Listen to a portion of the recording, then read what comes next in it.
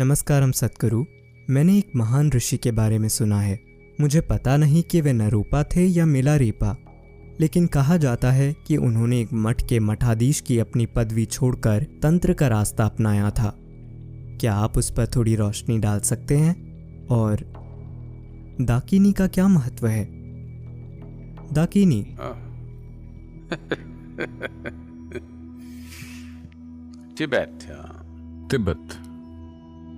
तिब्बत का बौद्ध धर्म काफी हद तक बहुत ही अल्प विकसित तंत्र था। बाद में बौद्ध धर्म ने तिब्बत में पैठ बनाई, लेकिन तिब्बती लोगों ने बौद्ध धर्म को काफी फीका पाया, क्योंकि गौतम ने मोटे तौर पर बौद्ध धर्म को भिक्षुओं के लिए बनाया था। अगर आप ये गौतम बुद्ध पर छोड़ देते, अगर वो सफल हो गए होते, तो उन्होंने मानव जाति को खत्म कर दिया होता, क्योंकि उन्होंने पूरी दुनिया को भिक्षुओं में बदल दिया होता। चीजों की प्रकृति कुछ ऐसी है कि वो सफल नहीं हो सकते, वो अलग बात है, लेकिन उनका इरादा यही है, क्योंकि जीवन को दुख के रूप में देखा जाता है। तो उनका इरादा यह है कि अगर आप एक शरीर नहीं लेते, फिर वो आपको ठीक कर सकते हैं, वो आपको मुक्त कर सकते हैं। तो वो अंत में हर जीवन को मुक्त करना चाहते हैं। वैसे यही हर किसी का इरादा है, लेकिन आप ऐसा उस समय करना चाहते हैं जब वो जीवित हैं। लेकिन उन्होंने एक रणनीति विकसित की, अगर हम पूरी दुनिया को भिक्षुओं में बदल दें और अगली पीढ़ी शरीर नहीं लेती, तो मैं उन्हें विलीन कर सकता हूं।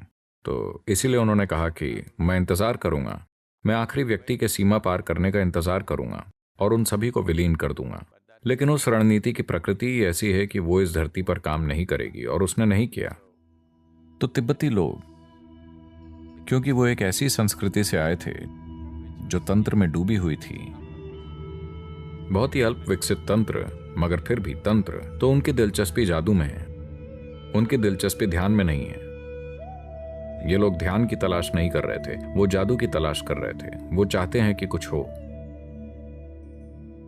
तो बौद्ध धर्म फैला और उन्होंने बौद्ध धर्म अपना लिया, लेकिन वो अपना तंत्र नहीं छोड़ पाए। वो कुछ होने का इंतजार कर रहे थे, और उनके लिए सही चीजें हुई, इस अर्थ में कि भारत में इस्लामी हमले हुए। जब वो आए, उन्होंने सबसे पहले जिन चीजों पर हमला किया वो थे आध्यात्मिक केंद्र।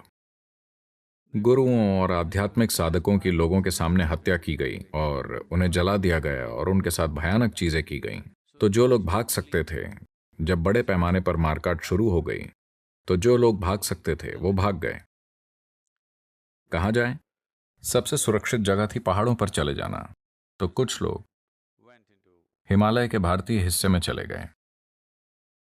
आप वास्तव में हिमालय के भारतीय हिस्से में जीवन नहीं गुजार सकते, क्योंकि वो बहुत ऊंचे और ढलानदार हैं। बाकी लोग और आगे तिब्बत के पठार पर चले गए, जो एक विशाल पठार है। आप में से जो लोग, मेरा मतलब है आमतौर पर दुनिया में ज्यादातर लोग सोचते हैं कि तिब्बत कोई छोटी सी जगह है। नहीं, ये एक विशाल पठार है, ठीक है? ये भारत के पूरे उत्तरी मैदानों जितना बड़ा है, ठीक है? जैसे उत्तर प्रदेश, बिहार, बंगाल, अगर आप सबको एक साथ जोड़ दें तो वो कितना बड़ा होगा? वो उतना बड़ा और उससे भी ज्यादा है। तिब्बत एक विशाल पठार है। वहां 1000 किलोमीटर गाड़ी चलाकर भी आप शायद कहीं ना पहुंचे। So this large plateau, they moved in. तो वो इस विशाल पठार पर चले गए, और तुरंत ही, चूंकि वो गुरु या वो लोग जो वहां गए थे, उनमें एक तरह की योग्यता थी, शक्ति थी, क्षमता थी, इसलिए स्वाभाविक रूप से उन्होंने लोगों को आकर्षित किया। और वो लोग ऐसे हैं जिन्हें किसी चीज से कोई समस्या नहीं है। तो उन्होंने बुद्ध को किसी और चीज से नहीं बदला। उन्होंने राकिनी और डाकिनी और हर किसी को बुद्ध से जोड़ दिया। चाहे बुद्ध को वो पसंद हो या नहीं, वो इसमें कोई भेद नहीं करते। उनके मन में ये आदमी जो सिर्फ ध्यानमय है और एक भिक्षु की तरह रहता है, और डाकिनी जो एक बिल्कुल ही अलग प्रकृति की है, उन्हें दोनों से कोई परेशानी नहीं है। वो बस उन्हें साथ ले आए, क्योंकि उनके लिए ऐसा कोई अंतर नहीं है। तो उन्होंने उन सभी देवियों को जो उनके पास थीं, बौद्ध जीवन शैली में जोड़ दिया, जो सैद्धांतिक रूप से बौद्ध सिद्धांत में वो फिट नहीं बैठता। लेकिन तंत्र के सिद्धांत में सब कुछ फिट बैठता है, क्योंकि वहां कोई सिद्धांत ही नहीं है। उनका सिद्धांत है एकता का, उनका सिद्धांत है भेदभाव न करने का। तो उन्होंने बस देवियों और देवताओं और संतों और शैतानों को, हर तरह की चीजों को जिनका इस्तेमाल वो अपने जीवन में चीजें करने के अपने तरीके में कर रहे थे, उन्होंने वो सब उससे जोड़ दिया। और ये तिब्बती लोगों के लिए सुविधाजनक था जो जादू चाहते थे। डाकिनी, वो गौतम बुद्ध से अधिक जादुई हैं। गौतम बहुत ही सीधी बात करते हैं। So, Tibetan Buddhism is hardly Buddhism. तो तिब्बती बौद्ध धर्म मुश्किल से ही बौद्ध धर्म है।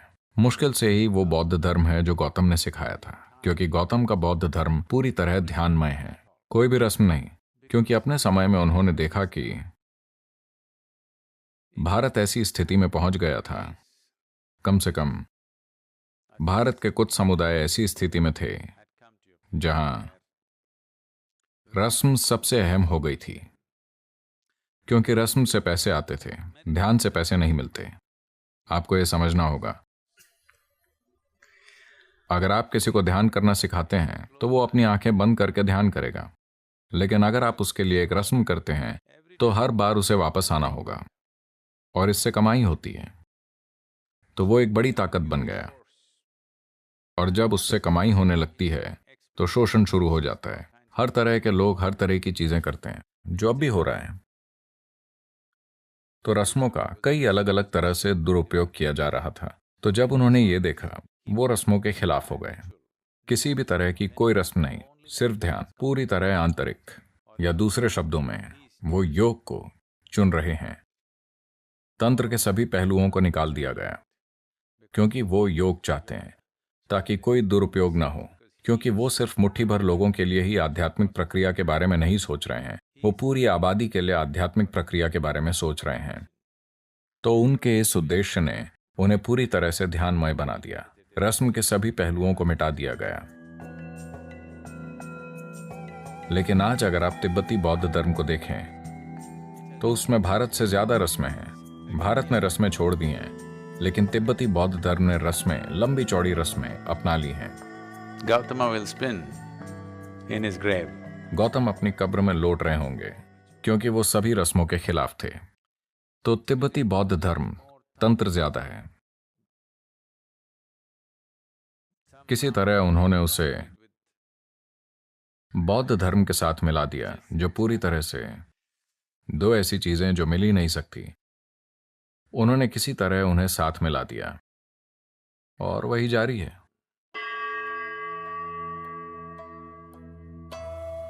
तो मिलारेपा और दूसरे लोग वो बौन परंपरा से आते हैं, लेकिन जब उन्होंने भारतीय गुरुओं को आते देखा, उन्होंने पाया कि उनमें एक बिल्कुल ही अलग स्तर की बारीकी, जटिलता और क्षमता थी। तो स्वाभाविक रूप से उन्होंने उन चीजों को अपना लिया। उस समय के कई प्रसिद्ध तिब्बती गुरुओं ने, उन सभी ने आगे और सीखने के लिए भारत की यात्राएं की। तिब्बती परंपरा में लगातार यह कहा जाता है कि उन सभी ने लगातार यात्राएं की। आज हर कोई तिब्बत की यात्रा कर रहा है, क्योंकि हालांकि अभी ज्यादा कुछ जीवित नहीं है, बहुत कम बचा है, लेकिन लोग इस मिश्रण को लेकर थोड़े रोमांचित हैं, जो बहुत कठोर, नैतिक रूप से कठोर बौद्ध धर्म और सांस्कृतिक रूप से बहुत ढीले तंत्र के मिलने से बना है। वो इसे स्वीकार नहीं कर सकते, लेकिन साथ ही ये उन्हें रोमांचित करता है। ये एक तरह का